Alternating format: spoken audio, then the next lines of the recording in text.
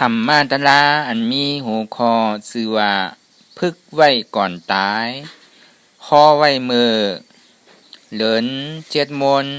ปีพุทธศาสนา2 เฮง 5 ปัก 64 ว่าปีคริสต์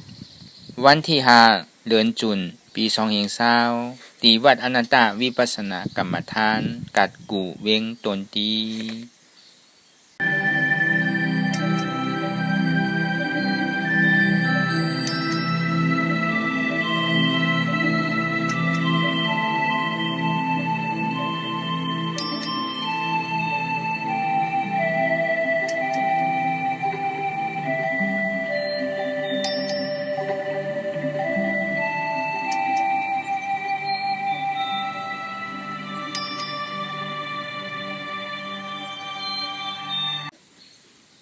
ก่อนดีนางปฏิวัติผู้กรรมกรรมไหนขาวเขาอ่อนกันไวสาเยตนา3 เจ้าก่อนผู้ทางตีผู้ทาเจ้านั้นผู้เจมีเข้าคาไว้คาออธรรมังตีธรรมนาดาเจ้านั้นผู้เจมีเข้าคาไว้คาออสังฆังติอาริย8 เจ้านั้นผู้เจมีเข้าคาไว้คาออต่อสืบการในเฮาดีไลดูคันธาหาเปิงดีพระตระสังขาก่อนพุทธังกาติคันธาหาเปิงปีแงบในผู้ตันเจ้าออกธรรมังกาติคันธาหาเปิงปีแงบในผู้ตันเจ้าออกสังฆังกาติคันธาหาเปิงปีแงมในอยู่ต้านเจ้าออกต่อสืบการเฮาที่ได้กันต่ออาริยะเจ้าเขาครูเจ้าก่อนในนบลงตีปืนยาวกว่าจอมอาริยะเจ้าครูเจ้าคาในยามมือไหลก็ดีอันข้าวหูเสแลตั้งการลง3 เบิงไล่วนพิษไล่ลาดพิษไล่เฮ็ดพิษมาเจอนั้นแค้นต่อโคตรปล่อยวางความบันขาวเขาอย่าให้เป็นอันตรายลงอันเฮตามากปุนิปานนั้นสกรรมติคานอสาธุสาธุสาธุ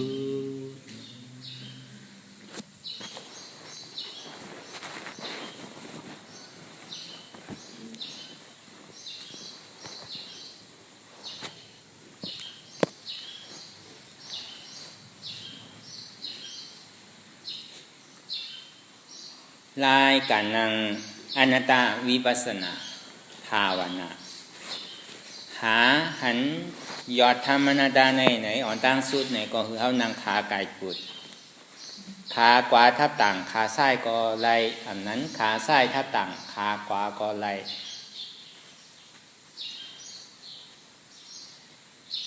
เพราะอย่างไหนมือ2 คนต่างตักไว้ตัวเอาซื่อๆอย่าไปเคียงป้นตียาวก็อย่าไปหย่อนย่านป้นตีพอยาวไหนคือเฮารับหูเนอเปิดหูยานปิญญารับตาเนอเปิดตาญาณปิญญายับตัวตีมโนวิญญาณใจเรียนหูนั่นอันใดในเสียนั้นในเตียมันโปเกิดขึ้นมานั่นในก็คือเฮาหมอวนวางแทบตาตีแสนหูเมื่อหนังเสียงเตียนเราให้ถอมยืนอยู่นั่นในสัง หูตีได้ยินเสียงตาตีได้หันห่างหูหลังตีได้อายลิ้นตีได้อายาสะโตเตียนในตุ้มเตอ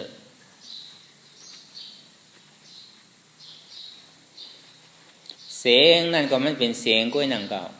มันมีเสียงรถเสียงก้ามมีเสียงผ้าห้องผ้าผ่ามีเสียงผ้าแมบมีเสียงนกเสียงหนู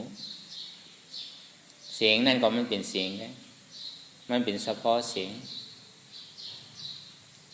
เพราะว่ามันมีในสึงในมันดีมีดีถ่อมลีถ่อมเพราะว่าลีถ่อมในเป็นล้อผ้าเพราะว่าดีถ่อมในซ้ำเป็นต้อซาเมื่อหนังหมักตาเตียนห่างอยู่นั่นเนี่ยเพราะว่ามันมีหางในหางหนามีสูงมีต่ำมีเหลืองมีเขียวเนี่ยเพราะว่ามันมีเนี่ยก็มันดีให้เธอหางหลีหางจ้าปอกเกิดขึ้นเพราะว่าหางหลีเนี่ยก็เป็นล้อผ้าเพราะอันหางจ้าเนี่ยทำเป็นต้อซาเมื่อหูหลังเตียนเท่าไรอายหนุ่มนั่นมันก็เป็นเฉพาะธาตุลมก็หนังเก่าเพราะว่ามันมีไหนปอหอมในทำเป็นล้อผ้าปอเหม็นในทำเป็นต้อซาเหมือนเลียนเดียนเท่าไรจิ้มด้วยอายาสาเนี่ยกินเปอร์โลอยู่ใจว่าอยู่เปอร์โลกินเปอร์โลคือขันธาเขาอยู่ก็หนังเก่าเมื่อเขายังไปตายเด้อเมื่อเขายังตึงมีขันธาเหตุการณ์ดีอยู่ไรเหตุการณ์ดีไรอยู่ในเนี่ยก็เขาติดได้คัดใจเหมือนเขายังตึกกว่าไรไปไรกินไรเกี้ยวไรมีหูก็หูดีอยู่มีตาก็ตาดีอยู่มีหูหลังก็ดีอยู่มีซบก็ยังมีลิ้นมีสังก็ยังหูจักกินยังอยู่ยังลักษณะยังมันเต็มโทนอยู่นั่นเนี่ยก็เขาก็ดีได้หิมเฮ็ดกู้โซน้ำตั้งแต่ตาหน้ากู้โซตั้งแต่ศีลากู้โซตั้งแต่สมถะกู้โซกู้โซอันนี้ยอดเลยเพราะนั่นเข้ามากู้โซใจเข้ามากู้โซวิปัสสนาเปลี่ยนเขาเฮ็ดอยู่มันเลี้ยวเนี่ยมันมีอันใดแต่ก็ว่าเท่ามันนอกกู้โซเนี่ยเป็นกู้โซที่อันเมียดหล่อนตอนเกหรือเปล่าอันเนี้ยเขากินเบอร์หรือคือขันธาเขาอยู่ตาดีอยู่ตาดีเขามีหูเนี่ยก็คือเป็นหูหลีมีหมากตาเนี่ยก็คือเป็นหมากตาหลีมีหูหลังเนี่ยก็หมอมีหูหลังหมอหนมมีลิ้นมีเขียวมีซบก็หมอกินมีโตเนี่ยก็หมอเฮ็ดอันนี้เขากินเบอร์หรือคือขันธาเขาอยู่ตาดีเฮ็ดพรดีกู้โซเมื่ออันย่ำไปพอจอดถึงนี่ป่านดีก็เย็นนั่นเนี่ยก็ดีได้เฮ็ดอยู่ที่ติ๊กนะกู้โซเนี่ยพวกเมื่อไรพอจอดถึงเอาติ๊กอาเปสีผู้มีแล้วเนี่ยต่อถึงเย่าเกิดตายทั้งเย่ากิเลสเฮงหาปากเนี่ยสุดเสียงเย่าเนี่ยแต่ไม่รู้พวกเมื่อยังไปสุดเตอก็ดีได้เฮ็ดอยู่ที่ติ๊กอันนี้เขากินเบอร์หรือคือขันธาเขาอยู่เหตุการณ์ลีใจอยู่ก็ดีได้กินติ๊กใจหนังเก่าจังที่ว่าพอมีหูดีได้หมอถอมอย่าไปถอมอันพิษถอมอันจื้อใจหมันแม่นถอมอันจื้อใจหมันแม่นซื่อละถอมมือเฮ็ดถึงเขาเกิดอิ่มเบื่อหน่ายในวัฏสังขาร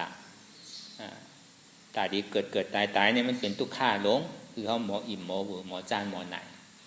พออิ่มเบื่อจานไหนในการเกิดแก่เจ็บตายเป็นทุกข์ขาคันใจหลวงเอาเนี่ยก็เขาก็ตีหาตั้งออกป้วนมันตั้งออกป้วนเกิดแก่เจ็บตาย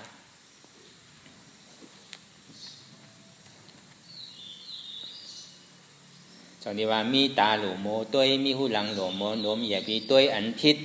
ตัวอันจือใจหมันแม่นตัวเขาพอได้ออกบนป้นรอดในคอกตายคอกเกิดเนี่ยพอเอาบุญข้ามพลาเป็นสาววาเตมีหูเนี่ยที่ได้ถอมอันให้เขาออกบนป้นรอดในคอกตายคอกเกิดว่า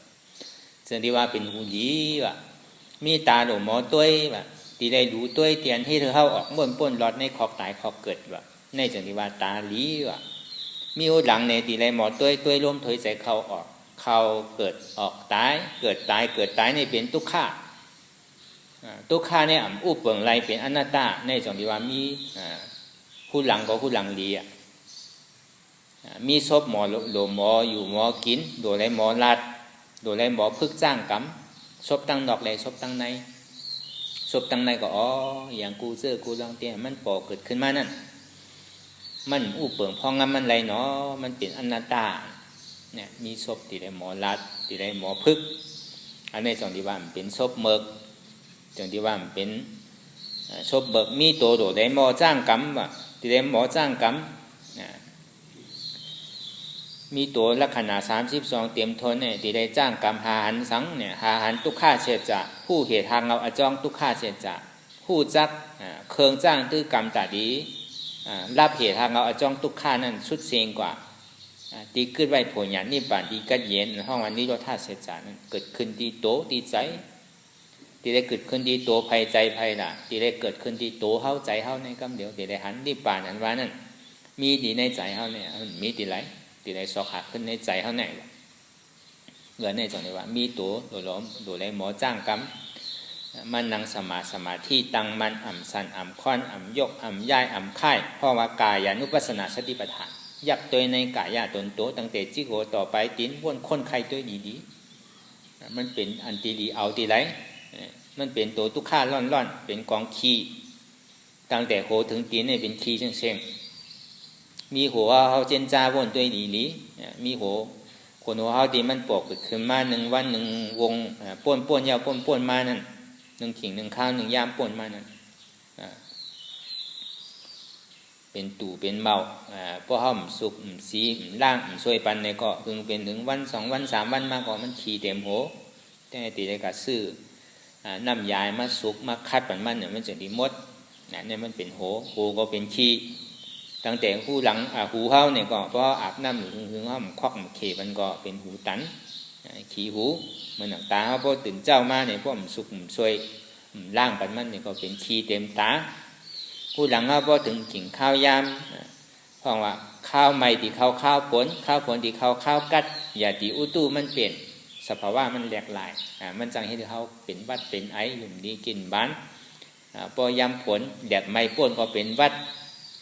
แต่ไม่ป้นตีหนาเมื่ออาบน้ำก็เป็นวัดยำผลเปรผลมาป้อมเน็ตอาบเน็บ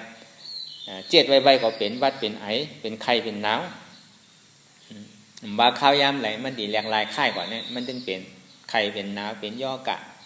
พวกยาก็ผู้หลังตันในห่อขี้มุกในพวกเขาสั่งทางปันในก็อยู่หยาบถ้วยใช้หยาบตั้งแต่เคี้ยวว่าพอกินอาหารล่าตั้งกินตื่นเจ้ามาในสังป้อมสุกโทปันมันในก็ขี้ซบเต็มซบเข้ามืออุบมือดาดมือจ่าดอกเป็นคนเย็นเขาตัวเขานั่นก็อย่าไปอาบน้ำได้หมอก3 วัน7 วันเดือน1 ตัวเนี่ยจ่องมันตีหอมมันเหม็นเนี่ยอันนี้เขาก็ซ้ำเจนจ่าตัวดีตั้งแต่เรียบตีนเรียบมือเรียบขาคู่เกาคู่ตั้งแต่คู่หู2หูตา2เนี่ยคู่หลัง2เนี่ยคู่ซบคู่1คู่ขี้คู่เยียวตึงหมดตึงเสียงมีเกาคู่เนี่ยเป็นขี้ร้อน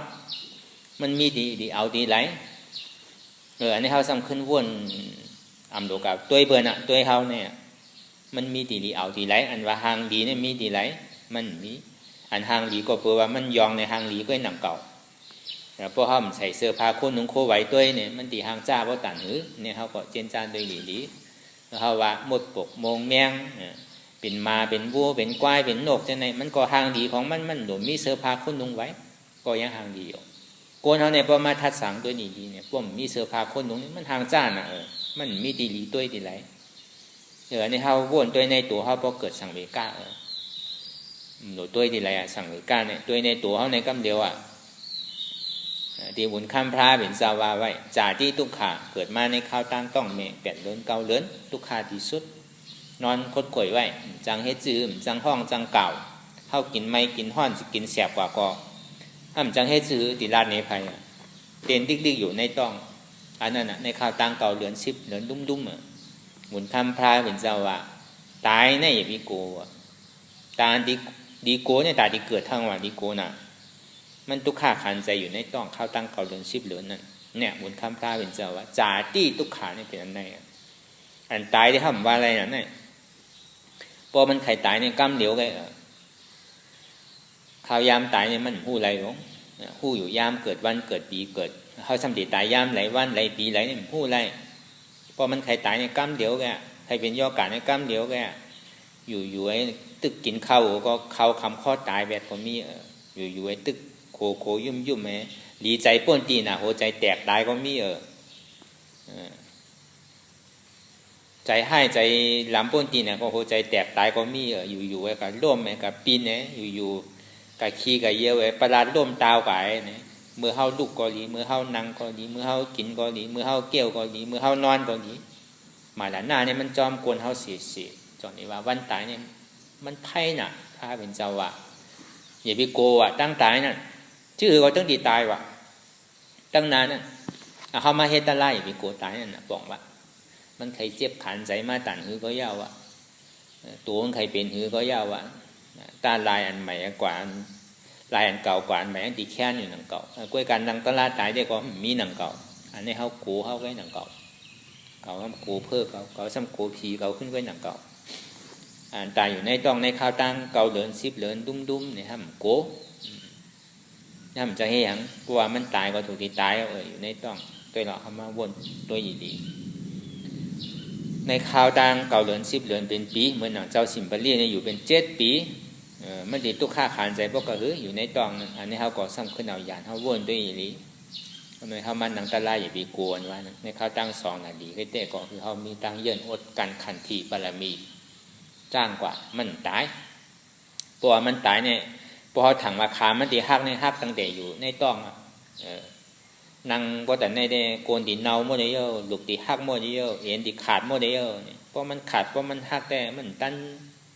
ถึงเมื่อเหลียวเป็นตั้งแต่อยู่ในต้องเพราะเป็นสิ่งนั้นก้นอยู่ในต้องได้พอเกิดมาได้สังวาขาหักได้ก็เกิดมาก็ขาก็โหลหักก็มือก็โหลหักก็ดูก็โหลหักก็ลักษณะมันเต็มเข้าวากับเข้าก็ซ้ำขึ้นทัดสังตัวอยู่ดีอันบุญคำพาเป็นเจ้าวาได้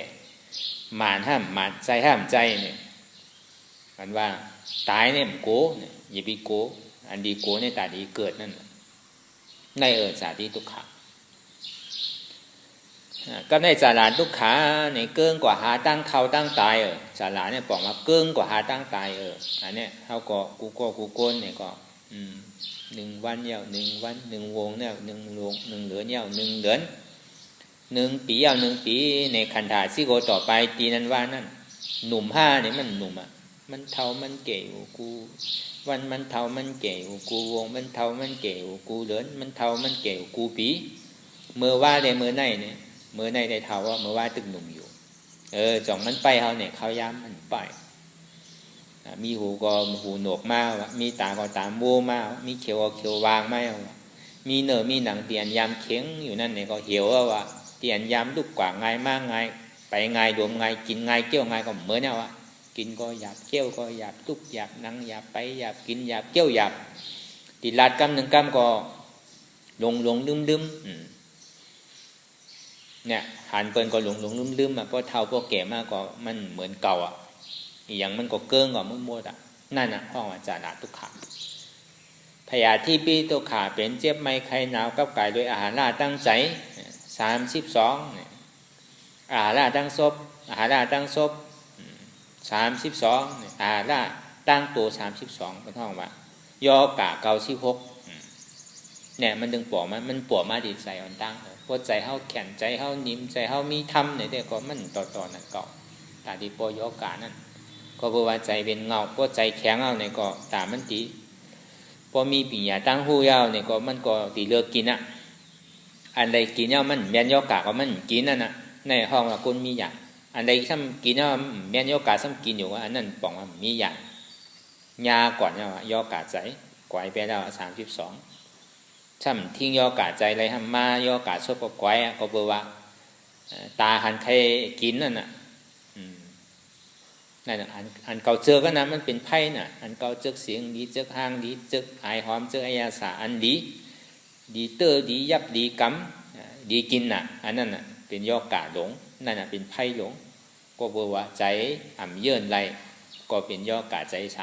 32ก็เบอว่าใจอ่ำเยื่นไรก็ซบก็ตึงเยื่นไรเป็นยอกะซบ32เพราะว่าซบเยื่นแล้วก็ไรกินไรเตอร์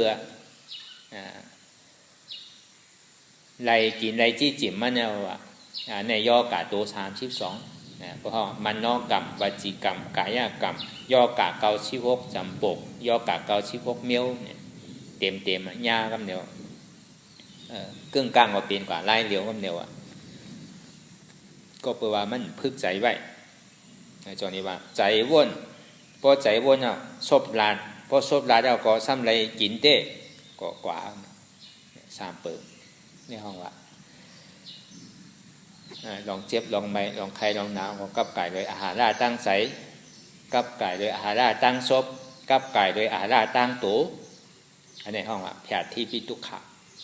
มาละหน้าปีทุกขาตายนั่นก็เป็นทุกขากวนอันดินเป็นย่อกันน้ำเพราะว่ามีวิปากก้าวนนำก็ตีเลยครับอาเปียตั้งพิษตีตัวเจ้าเก่าเฮ็ดไว้นั่นเฮ็ดสังใบก็ตึงตีเลยครับลูกหยาบนางหยาบไปหยาบกินหยาบเกี่ยวหยาบพองยามมือเหลียวแต่เขายังกว่าไรไปไรกินไรเกี่ยวไรลาดไรสั่งไรมีเงินมีคำก็ใจไรมีลูกมีหลานก็สั่งไรใจไรเป็นปอกก็ในพอเขามีชบก็มีชบก่มจังลาดมีตาก็ตาโมมีหูก็หูโหนกตุกก็หยาบนางก็หยาบพื้นต้งหนึ่งไรเป็นเด็กแพทย์เป็นตายพังมันเนี่ยก่อยน้ำมันซ้ำตายเนาะแต่ตอนนี้ว่ามันก็เหมือนหนังว่าหนังเก่าอนัตตาอันว่านั่นมันหักหนาเลยเพื่อนนี่เป็นตัวเก่าเนี่ยเข้ามาหาตัวเก่าเข้ามาหาเข้าเนี่ยเข้าขึ้นมาหาเพื่อเข้าผีเข้าเข้าดีเลยเอาเพื่อเข้าผีเข้าออกเตียนเข้าว่าหักลุกหักล่างหักเงินหักคำหักปีหักนอกหักวานหักเมืองก็ในพอเขาตุกข้าขานใจมากนางไอ้ก้นขึ้นเจ็บเสียบแตงมาต้องเจ็บกั้มหูเจ็บกั้มเอวเจ็บกั้มโตเจ็บเนี่ยอันว่าดุอันว่าวานเมืองอันว่าเงินคำแน่มันคุกใจแล้วอ่ะมีคือก็จอยได้มีลูกมีล่างก็จอยไม่ได้อันนั้นบอกว่าอันว่าเขาหักลูกหักล้านหักปีหักน้องหักเสื้อหักเครือเนี่ยลืม8 โมงแล้วเขาหักเข้าเหลือเกินเมื่อไรมันตีหายนะเจ็บเพราะเป็นนั่นนี่ตองนี่ก็เจ็บกูวันเป็นทางก่อมหัวยาดีนี่ก็หายยาดีนาก็หายกับกันเนผีเนไตเนเนื้อเนผีดินผีจุ่มปกผีน้ำดินหินผาผีไม่ผีตอกว่าผีปู่ผีนายว่าเนี่ยกว่าหมดที่เต้มันเป็นผีในมันหูมันยังกันเนผีทั้งนอกก็เบื่อมันหักตัวมันตรงนี้ว่าอันที่ว่าเขาหักเปิดเนี่ยมันใจที่เต้เขาหักตัวเขาเตียนเขาหักหนาเลยตัวเขาซ้ำเป็นสังหลาอันเขาหักหนาเลยตัวเขาทำเป็นใจเขาเนี่ยเป็นใจเขาบางปอกบางเผาเพราะเขาเป็นย่อกะเจ็บไม่ใครนายุ่มดีกินบ้านเป็นเขาว่าชีโซเป็นเยียวหวานมากก็ในเพราะว่ามันเป็นแผลจอมตินจอมมือจะไหนเขากัดจับหมากเลยสังกัดจับยากล้องยาสังไหนสังชาวบุญเป็นว่าที่ได้ผ่าออกขาในป้อมผ่าออกในอาชักติ่มยาวกากาที่ได้ผ่าแล้วหักก็คือก็เปล่าว่าเขาโกตายนั่นนะจนนี้ว่าเขาหักใจเลยตัวเขาขาพูดขวานหนึ่งก็เปียงนั่นก็ขวานนึงยังใจอะไรอยู่ก็ในทางขวานก็ที่ได้ผ่าก็กากาที่ได้ผ่าก็เปล่ามันโกตายก็ต้องที่ได้ผ่าทั้ง2 ขาก็ยังนั่งรออะไรอยู่เปียงผ่าเขาผ่าออกมาเลยกำนึงสุดมากก็ในมือก็ที่ได้ผ่ามือผ่าก็ผ่าจังกับเปียมันยังมีขวานทั้งใจอะไรอยู่ทางขวานนึงก็ตีได้ผ่าตีได้ตัดแปดตัดก็ตัดได้ยังมีโซบจังกินอยู่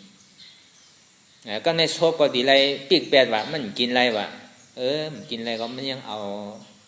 ดอดแปบเอาสังอะไรเป็นใส่ปันยังกินอะไรลูกเนี่ยมันหักตัวมันก็คือก็มันตันหักใจวะเนี่ยเพราะว่าเป็นตีได้คือผ่าตัดออกมันบวชก็การตีได้ย้อมผ่าก็เพราะว่ามันยังกูตายอยู่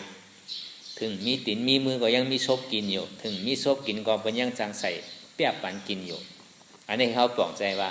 อันเขาหักตัวเขาเนี่ยตันหักใจว่าก็ในเขาหักใจเขาตันคือเซตาเนี่ยก็เขาตันหักเจ็บว่ะเพราะมันเจ็บมันขันใจมันลุกหยาบนั่งหยาบกินหยาบมากก็ได้ล่าด้านกินคูเซอร์กูลองมีลุกมีหลานก็เป็นก่อมเปี้ยด้วยอะไรก็เลยก็เปิ่นเกินตานตัวอะไรมาเก่าตึงวันตึงขึ้นก็กลุ่มกะห้องอยู่มีตะลาอยู่ในหมากโหใจไปเจ้าก็คำกินคือก็กินเมี่ยวขยับเมี่ยวกำกัดว่ากำไม่ว่ากำสังว่าก็บอกว่ามีตะลาอยู่ในหมากโหใจกัดป่นว่าไม่ป่นว่าเจ็บป่นว่าก็ในก็มาตัวเก่าก็นาก็มาตัวเก่าอันที่เบิ่นอยู่จำว่าตั้นว้ากว่าวนดองตั้งไก่เขาบ่มาลุ่มลาเก่ามุงบ้องพวกเขามาในก็ไปตายเด้อเนี่ยว่าเช่นไหน กลุ่มการใจติดไก่ที่ก้อนหนึ่งจับก้อนหนึ่งลุกก้อนในล้านก้อนในกว่าหมดอะไรกันเนี่ยโอ้เป็นตอนนี้ก็เกาใครตายเอายาเบื่อมาปั่นเกาลูกเนี่ยตายก็เสียลายก็เนี่ย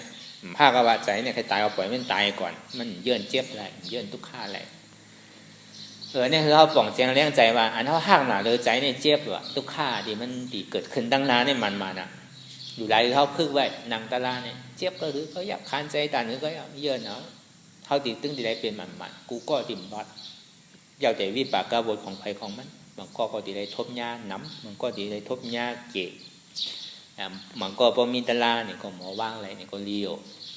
มันก็เอาอะไรมาจ้างหันทุกข้าหันเจ็บนั่นเพราะว่ามันเจ็บขานใจมากวินใช่วินกว่าก็เจ็บหูแต้งหูอันหูก็เจ็บขาก็เจ็บมือก็เจ็บเหมือนหนังหอกเหมือนหนังเล็กแดมเหมือนหนังเข็มเหมือนหนังน้ำเหมือนหนังไก่ยางไผ่ไว้ไม่เสียบห่อนเหมือนหนังน้ำไม่ลวกเหมือนหนังยังก็มาทูเชื่อคุณลองนักป้วนตีแข็งป้วนตีมันเป็นทุกข้าร้อนเพราะมันปล่อยมาที่ไหนแต่ใครอะไรตายก็ปล่อยมันในรถตาก็ตายกันทั้งจัดนะยังดีก็ในพวกมันหันกลับมานิมิตมาเนี่ยเพราะว่ามันเป็นเสื่องนั้นมาได้ดีอ้าหมูดีอ้ามซื้อเนี่ยมันดีกับเกิดเป็นมาเรียยอมเกิดเพราะมันก็เบื่อมันโกมันเจ็บนะมันเยื่ออะไรสังวาใจมันขาดได้ดีกับเป็นมาเนี่ยก็มันดีย่อหมูเพราะถึงสิ่งนั้นมาเนี่ยกับเป็นใกล้เนี่ยก็ยังดีย่อหมูเป็นแมวเป็นหนูเป็นนอนก็ยังดีย่อหมูมันเกิดภาวะมันดีกับเป็นภาวะใหม่ถึงว่ามันเป็นภาวะสังขยาคือมันหายเจ็บอีกก่อนอันมันหักหนาเลยเจี๊ยบถ้าเป็นภาวะใหม่วะนั่นเป็นธรรมดาของโลกมันหักหนาเลยเจี๊ยบในเป็นภาวะใหม่ตาก็เกิดเป็นภาวะอย่างก็ยาว่าอย่างน้อยมันเป็นภาวะเป็นนอนในก็ตัวไรเฮ็ดหากินยังอยู่ในคูเมก็อันเก่ามาอันใหม่ใส่กินมวนเสื้อเปี่ยวอยู่มาก็มันก็ยังจังกินอยู่มันก็เฮ็ดหลวหางแล้วเป็นมาก็มันก็เอาจอมกัดก็เลยกินอยู่พวกย่ามาจ้าดีอีกนึงก็เจ้าเป็นก็หักก็เป็นปันกินดีพวกย่ามาให้เนี่ยแต่ก็รักกินเป็นก็ไล่ยามเป็นแมวเนี่ยก็มันก็หากินนูกินจังก็ยังไล่รู้อันนี้เป็นเต้เนี่ยมันหักหนาเลยเจี๊ยบเนี่ยเป็นภาวะใหม่กล้วยการเมื่อมันไปถึงภาวะใหม่เนี่ยเขาติได้เอาหมักตาสมาธิที่หมักตาสมาสังกัปปะหมักตาสมาธิที่หันสังในเตียนเขานั่งรับตาเนื้อเปิดตาหยาดปีใหญ่อยู่พ้องย่ำเหลียวเนี่ยคือหันเสร็จจากทุกข้าเสร็จจากห้องอริยเสร็จจากสี่มันเป็นเครื่องตาดีจ้างคือกรรมเป็นอริยคือหันเจ็บอันหันอยู่นั่นเป็นยกถาดอันเจ็บแก้นต้งตอดเนตรซานสั่นไว้คมไต่นิ้มห้อนไม้กัดหนาวนักเบาอ่อนแข็งจู้ตุ่มจับยายจึงหยอดจะไหนเป็นยกถาดมันเป็นถาดหินนำลมไพ่แกอันเจ็บแก้นต้งตอดเนตรซานสั่นไว้คมไต่นิ้มในเป็นถาดล้มคือเขาวนมาเป็นถาดล้มมั่นใจตัวเขาเป็นอนัตตาอันไม่อันกัดอันอุ่นอันหนาวเนี่ยเป็นธาตุไฟเมื่อวนมาเป็นธาตุไฟมันใจเก่าเป็นอนัตตาอันนักเบาอ่อนแข็งเนี่ยเป็นธาตุลิ้นมันใจเก่าเป็นอนัตตาอันจู้ตุ้มจับยายจึมหยอดเป็นดูเนี่ยเป็นธาตุน้ำมันใจเก่าเป็นอนัตตาอันนี้คือเขาเอาสมาธิที่อยู่ในหันสะพอเตียนมันเป็นเตะพอยังถึงว่ามีหูเก่ามีขาเก่ามันก่อยน้ำมันก็ดีกับอะไรอันมีหูเก่าขาเก่าอยู่ที่กันน่ะ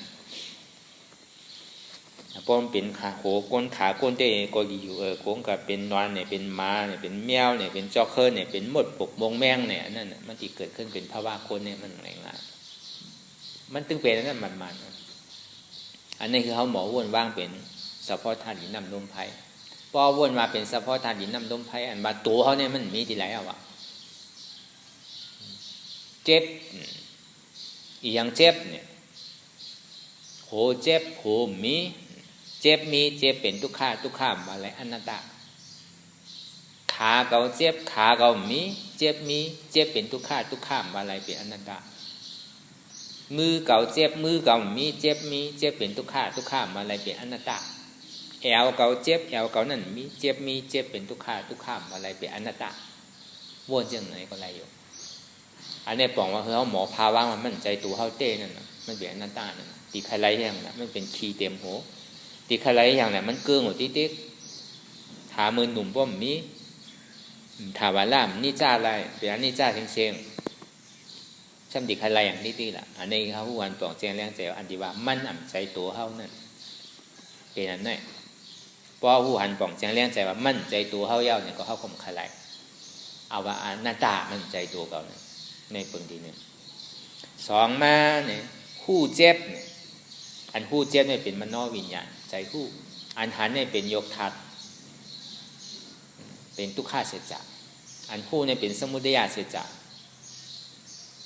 คู่เจ็บคู่แก้นคู่เสียบคู่ไม้คู่กัดคู่หนาวใช่ไหมอันคู่อยู่เนี่ยเป็นมโนวิญญาณอันคู่อันเจ็บแก้นต้องตอดเนตชานฉันไว้ใช่ไหมอันมันปอกมาดีมาหัวใจปอกมาดีใจคู่ตรงนี้มันมีหัวใจมันมีใจมันมีอันคู่มันหลายอันที่คู่จักเจ็บแก้นต้องตอดเนตชานเนี่ยเป็นนามธาตุอันคู่จักเจ็บแก้นตรงตอดเนตชานฉันไว้เป็นธาตุลมอันที่มันปอกมาดีคู่นั่นอันนี้เขาคือเขาหมอว่ามาเป็นธาตุลมไม้อันกัดที่มันปอดที่คู่จักว่าอันมันไม้กัดนั่นเป็นนามธาตุเป็นธาตุไฟคู่จักอันมันนักเบาอ่อนแข็งเป็นธาตุดินนามหู้จู้ตุ่มจับยายอันที่กับหู้นั่นแน่เป็นธาตุน้ำท่อมันนอวิญญาณกับหู้ที่มันปอกขึ้นมานั่นเนี่ยก็มันเป็นอนัตตามันใจเขาในเขาโป่งบางสิ่งไหนก็ในสามมาเนี่ยพอหันยาวพอหู้หันอยู่หู้อยู่อันหันอยู่เนี่ยเป็นทุกขาเสจจะอันหู้อยู่นั่นเป็นสมุทัยเสจจะอันห้าบอยู่นั่นเป็นมรรคเสจจะอันห้าบอยู่นั่นเป็นเวทนาอันห้าบเจ็บอันห้าบอันเจ็บอันเสียบอันไม้อันกัดอันห้าบอันคว้านอันนักอันเว้าจะไหนโหมโจมหับตอนมาหรอกใครมาจืดก็พ่อมาว่ะเมื่อใครมาจืดก็มาหรอกเขาตึงกว่าทั้งหลายโหมโจมหับตอนเฉยตึงโกอยู่กับทุกข้ามโกทุกข้าอยู่กับสุขามติดมันอันนี้เป็นกรรมพระเป็นเจ้าสอนช่วงนี้ว่าอันหันนั่นเป็นโยกอันผู้นั่นเป็นวิญญาณอันทับนั่นเป็นเวทนาถ้าเอาที่นำดันคือก็เขาต้องตีย่ามันเหมือนหนังว่ามาเมื่อเช้านั้นอันทับนั่นเป็นเวทนาธาตุอันหันอยู่นั่นเป็นยกธาตุอันผู้อยู่นั่นเป็นวิญญาณธาตุอันทับอยู่นั่นเป็นเวทนาธาตุอันวางอะไรตึงโบตึงเสียงเนี่ยเป็นธรรมธาตุทำสามตัวนี่ให้เขากว่านี้ปัดจองนี้ว่าทำมีหือหันโตใจเจ็บเป็นทุกข้ามีอยู่หือหันทำใจผู้ว่าทุกข้าเดียวมันปวดเกิดขึ้นมาตีโตตีใจตีเจ็บนั่นอ่ำใจตัวเก่าอนัตตาอ่ำใจใจเก่าอนัตตาอ่ำใจเจ็บเก่าอนัตตาอ่ำใจพิษเปิ่นมันเป็นพิษเก่าอนัตตาเก่าอ่ำอู้เปิ่งพองงำมันใดเป็นอนัตตาอันนี้มันเป็นเตียนเฮาวนเสื่องไหนเนี่ยเป็นอาจองสุขะเป็นตัวมรรคเสจกันในเหตุทางเราอาจองทุกขาซ้ำป่อมาเป็นปอกมันป่อเป็นปอกมันนึกป่อเสียๆนั่นนะตัวเก่าใจเก่าเจ็บเก่าพิษเปิ่นกัดป่นไม่ป่นหนาวป่นเจ็บป่นแกนป่นเพราะว่าจึงนั้นเนี่ยจึงเนี่ยนึ่งแหละพื้นแหละค่ายแหละยายแหละเปิดตาแหละมึนตาแหละอันนี้มันเป็นเงาอจองทุกขาห้องว่าตัวสมุทัยเสจจะห้องว่าอัตตาเก่าน่ะตาดีโตตึกอัตตาเก่านั่นสมว่าอ่ำใจพิษเปิ่นมันเป็นพิษเก่าอ่ำใจตัวเก่ามันเป็นอนัตตาอ่ำใจใจเก่ามันเป็นอนัตตาอ่ำใจเจ็บเก่ามันเป็นอนัตตาเก่าอ่ำอู้เปิ่งพองมันไหลเนาะอนัตตาอ่ำใจเก่าอนัตตาอันนี้คือเขาเอาอย่างปีอย่าเขาวนยาวข่าวยามหึงอย่าไปว่าไพ่น่ะอย่าไปว่าเทิงน่ะเตียนเฮาหันเตียนเฮาวนเตียนเฮาวนเตียนเฮาหันนั่นคือมันเพียงเพียงกันกว่าเนี่ยวนต่อถึงเจ็บนั่นพอสุดเสียงเกียงหายกว่าวนต่อถึงทุกข้านั่นพอสุดเสียงเกียงหายกว่า ถ้าต่อถึงอัตตานั่นก็ตกพุทธขาดกว่านี่ก็อ่ำลงอ่ำลืมอันใดที่มันปอกมันนั่นก็หาการให้มันเฮ็ดแต่พิจารณาเอาสมาธิที่หันอันมันแม่นจือใจกว่าที่ดิกบ้วนสมาสังกัปปะบ้วนอันจือใจมันแม่นกว่าที่ดิก